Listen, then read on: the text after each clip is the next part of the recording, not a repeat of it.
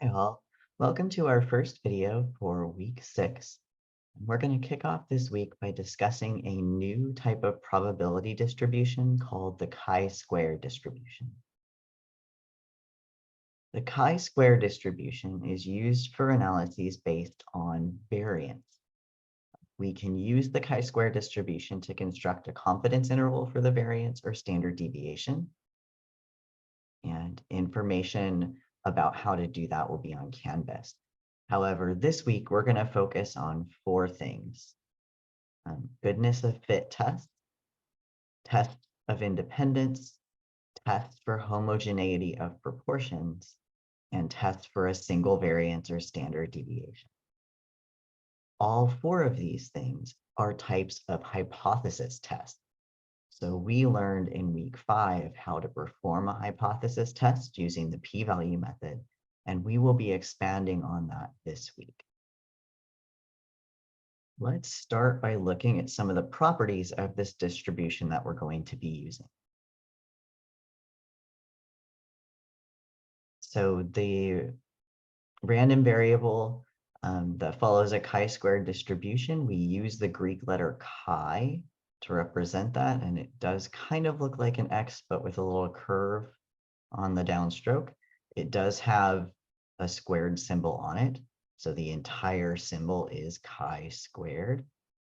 And the important information we need about that distribution is the degrees of freedom. And for the chi-square distribution, generally that degrees of freedom is going to be the sample size minus 1. We will see a little bit of modification to this degrees of freedom for tests this week that involve contingency tables, which we talked about at the beginning of this course. For the chi-square distribution, the mean is equal to the degrees of freedom, and the standard deviation is the square root of 2 times the degrees of freedom. So if you know the degrees of freedom, you know the mean and standard deviation.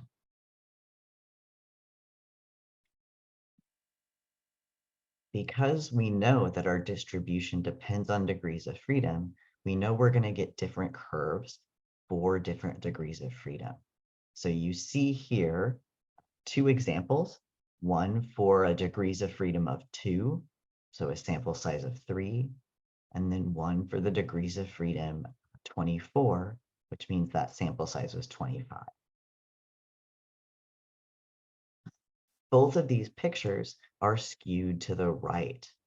The peak is on the left, the long tail is on the right side of that graph.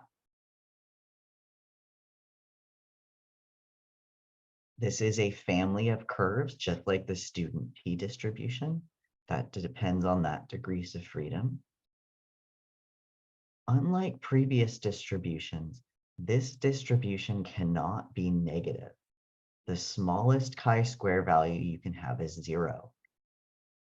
And that has to do with the fact that we're looking at variance, and variance is something squared. And when you square a number, it becomes positive. So the smallest chi-square value you can have is 0. So that's why all of these graphs are going to start right at that origin and then move to the right. Also, you'll notice there's a big difference in the picture between df of 2 and df of 24.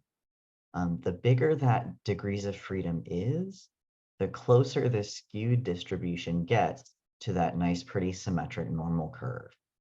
So for degrees of freedom greater than 90, sample size is bigger than 91, this curve approximates the normal curve.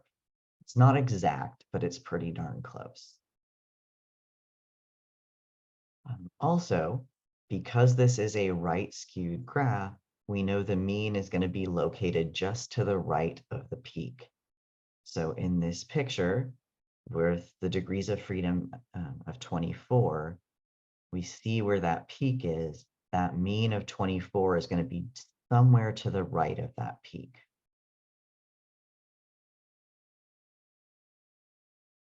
To find the chi-squared values, we can use one of 2 methods. The first is a data table, and the second is GeoGebra. first, we can use table G, which I will have posted on Canvas. Table G measures area to the right of a given value. Sorry about that typo. And if you're doing a two-tailed test, you're going to need to take that alpha and cut it in half, and then look up those two values on either side. If it's a one-tailed test, you're just looking up the alpha, and you need to be very clear about whether that alpha is a right tail or a left tail. The other option is GeoGebra. GeoGebra has a function called inverse chi-squared, and it asks for the degrees of freedom and the probability, the area in the left tail. Unfortunately, the TI-84 does not have an inverse chi-squared. If you are using a TI Nspire, that does do inverse chi-square, and it works very similar to GeoGebra. If you open the inverse chi-squared in TI Nspire, it should prompt you for what it wants as input.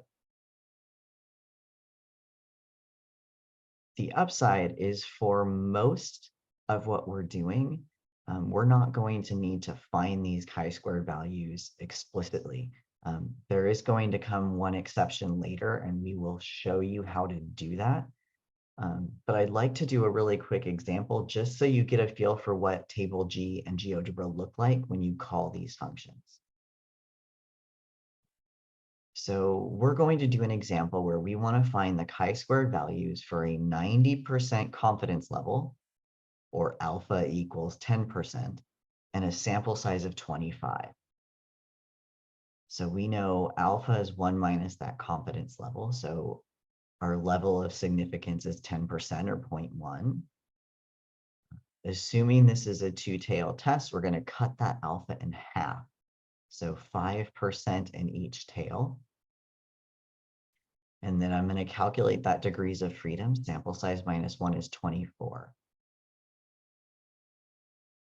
So I need to look up two values. I need to look up the alpha on the right side, because table G assumes the area I'm feeding it is to the right. And then I need to look up the complement of that to get the left tail. So 0.05 gives me the right tail boundary. The complement 0.95 gives me that left tail boundary. And we can see what that looks like in this picture here. We have that 0.05 in the right tail. We feed that into table G, and it spits out this value here, 36.415.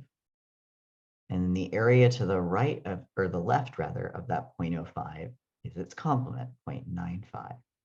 And if you feed that 0.95 in there, it should give you the 13.848.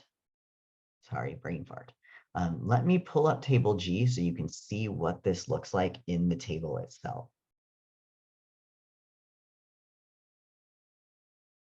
So here is table G as it's going to appear on Canvas. And you'll see that along the top, it has those areas in the tail that we want to look for. And then along the side, it has the degrees of freedom. So we know that we're looking at degrees of freedom of 24. Hang on just a second. Let me get my tech going.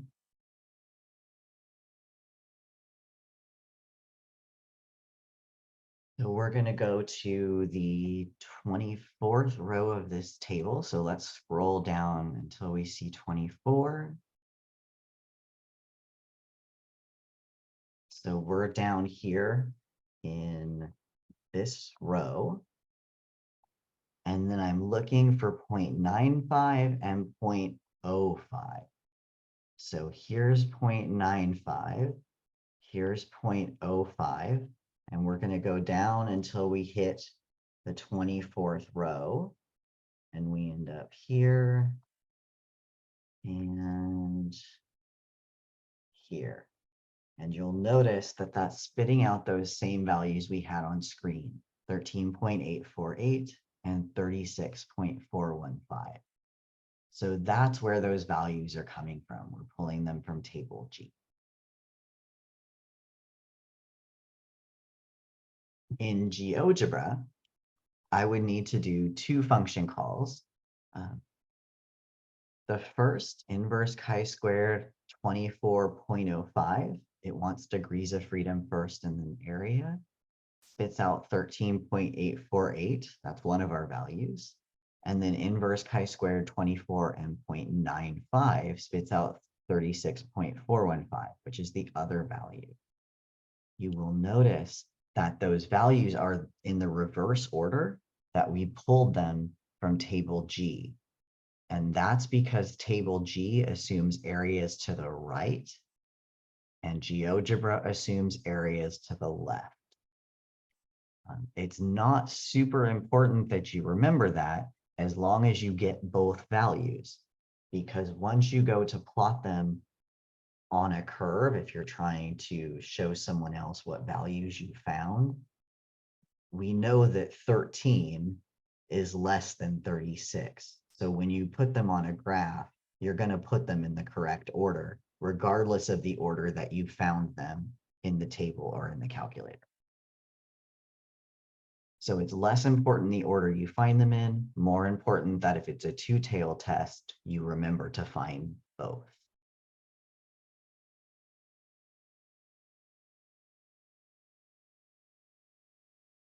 Okay, so that's all for our intro to the chi-square distribution. If you have questions, feel free to contact me via email or drop by office hours on Tuesday, Thursday, or Saturday, and I will see you in the next video.